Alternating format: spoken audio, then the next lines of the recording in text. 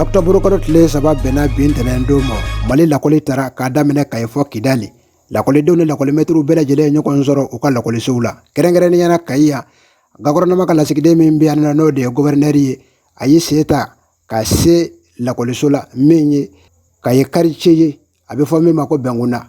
Bɛnkunda den lakɔli la a sera yen. Waati min na n'a sera, i ka dɔn k'a fɔ a yɛrɛ donna lakɔliso kɔnɔna na n'o de ye classe kɔnɔna ye ka t'i sigi denmisɛnninw cɛla ka sɔrɔ ka ladilikan kumaw kɛrɛnkɛrɛnlenw ta k'a ɲɛsin u ma ani lakɔlimɛtiriw bɛɛ lajɛlen. Waati min na a ye kuma ta, a y'a yira k'a fɔ Mali jigi bɛ denmisɛnninw kan bi denmisɛnninw wa sini ɲɛsigi yɛrɛ o ye denmisɛnninw ye. A ko denmisɛnninw k'u cɛsiri kalan la ka tila ka dugawu don kɛ ka ɲɛsin jamana in ma. A y'a jira fɛnɛ lakɔlimɛtiriw la bɛɛ lajɛlen ka kɛ denmisɛnninw ladonbaa ɲuman ye. Waati min na ani monsieur le maire bɛ ɲɔgɔn fɛ u bɔra kilasi yɛrɛ kɔnɔna na u y'u ɲɛsin min ma o de ye jirituru ye k'a yira k'a fɔ nafa bɛ jiri la, maaw bɛ sigi a suma nɔ wa maaw b'a mɔ dun wa fara bɛ maaw furakɛ wa a bulu yɛrɛ bɛ maaw furakɛ. Waati min na n'o kɛra denmisɛnninw ni lakɔlimɛtiriw bɛɛ lajɛlen kɔni nisɔndiyalen tora sa n'o de ye Bɛnkundaden ye, u bɛ pɔɲaki la fa bɛɛ lajɛlen fɛ.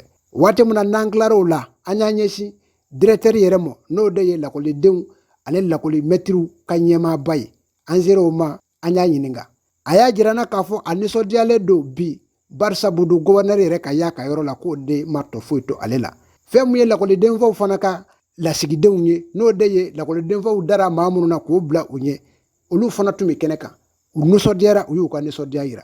Château belebeleba bɛ lakɔliso in kuru kɔnɔ u y'a yira k'a fɔ ko mouvement dɔ de bɛ Kayi yan a bɛ fɔ min ma ko an b'i kɔ Batuluɲani ka jamakulu k'olu de kɛra sababu ye ka na ni ji ye lakɔliso in kɔnɔna na walasa denmisɛnninw u ka se ka lafiya bɛɛ lajɛlen mago bɛ ji la. O la sa o kɛra nisɔndiya ye kuma min ni o sɔrɔla an ka directeur yɛrɛ da an k'o lamɛn bani.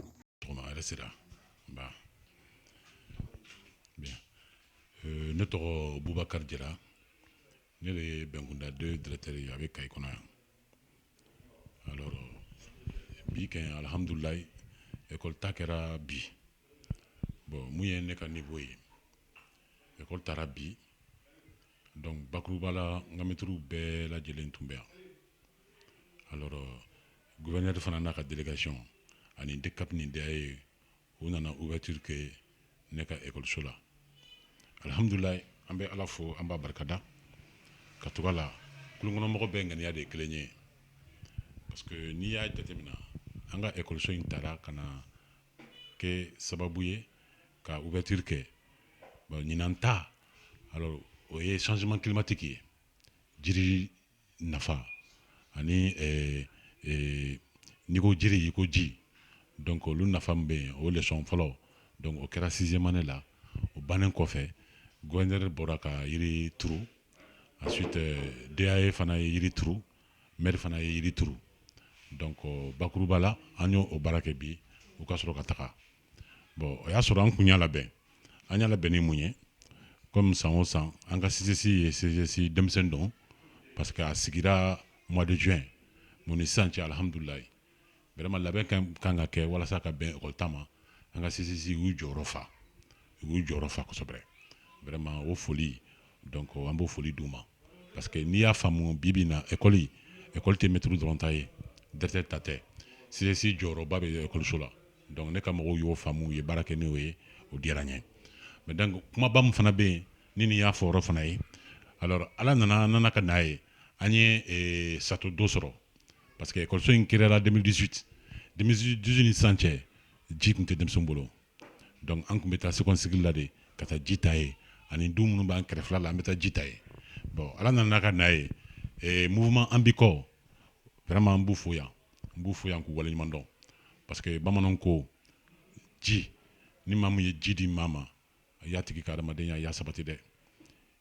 Balo kɛyɔrɔ la ji bɛ yen, saya kɛyɔrɔ la ji bɛ yen, hali ala ɲini yɔrɔ yɛrɛ la a tɛ taa ji kɔ ko kuma tɛ kalanso ma, donc ji ka ɲi o ye adamaden taalan ye.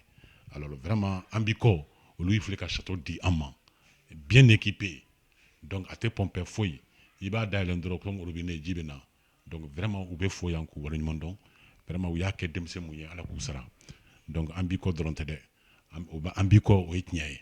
Mais olu y'a yira n'a k'a fɔ u ye nin mun kɛ denmisɛnw fana b'u kɔ, cɛw b'u kɔ, musow b'u kɔ, hali ala yɛrɛ fana b'u kɔ, vraiment an b'u fo yan.